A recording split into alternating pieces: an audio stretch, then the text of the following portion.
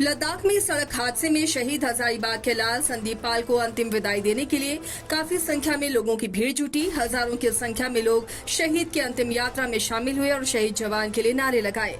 हजारीबाग के भारत माता चौक पर लोगों की भारी भीड़ दिखी।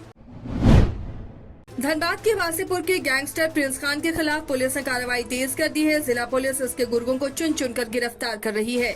वासेपुर इलाके में भारी संख्या में पुलिस बल की तैनाती कर दी गई है। पुलिस ने कानूनी प्रक्रिया के तहत अदालत के आदेश पर गैंगस्टर प्रिंस खान के आवास की कुर्की जब्ती की कार्रवाई शुरू कर दी है।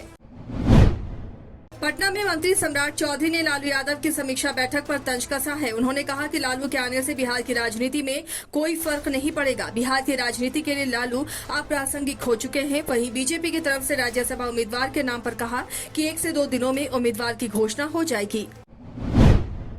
लालू यादव पर बीजेपी की टिप्पणी पर बिहार आरजेडी अध्यक्ष जगदानंद सिंह ने जवाब दिया है। उन्होंने कहा कि लालू चुप रहने वाले नेता नहीं है, बल्कि स्वास्थ्य लाभ ले रहे हैं। वहीं एनडीए की तरफ से राज्यसभा उम्मीदवार की घोषणा नहीं होने पर उन्होंने तंज कसा और कहा कि जनमत को लूटकर एनडीए में तूतू मैमे की स्थिति है। राजद की बैठक को लेकर जगदानंद सिंह ने कहा कि इस बैठक में सदस्यता अभियान और संगठन मजबूती पर चर्चा होगी।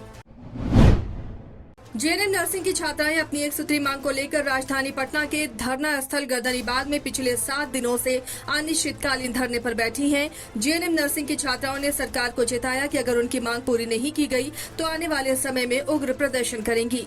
बता दें कि जेएनएम नर्सिंग छात्राओं की मांग है कि उनका दाखिला पीएमसीएच में हुआ था तो उन्हें पीएमसीएच में ही ट्रेनिंग कराई जाए और पटना में ही रहने के लिए छात्रावास उपलब्ध कराया जाए।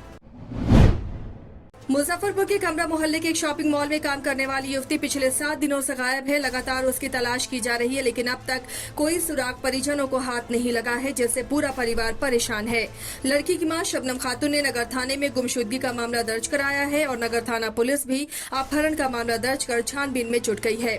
युवती का नाम निशी परवीन है। पिछले 5 साल से सरियागंज टावर स्थित एक शॉपिंग मॉल में काम करती थी। परिजनों ने जब आसपास के इलाकों में भी सीसीटीवी कैमरा खंगाला तो निशी का फुटेज छाता बाजार के पास ही दिख रहा है।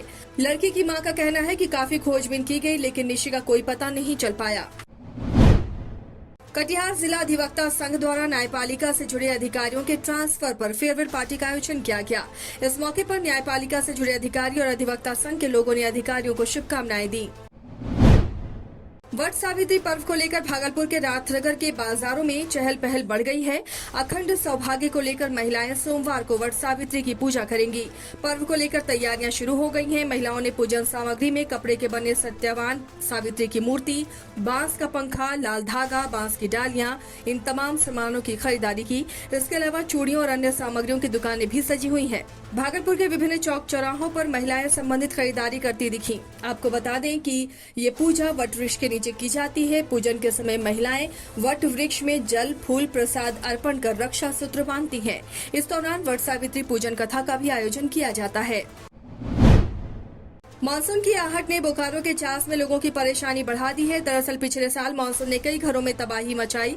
नगर निगम ने नालों में भरी गंदगी अगर अगले माह के पहले सप्ताह तक नहीं निकाली तो भारी बारिश के बाद सैकड़ों घरों में पानी भर सकता है और इससे लोगों की परेशानी बढ़ सकती है।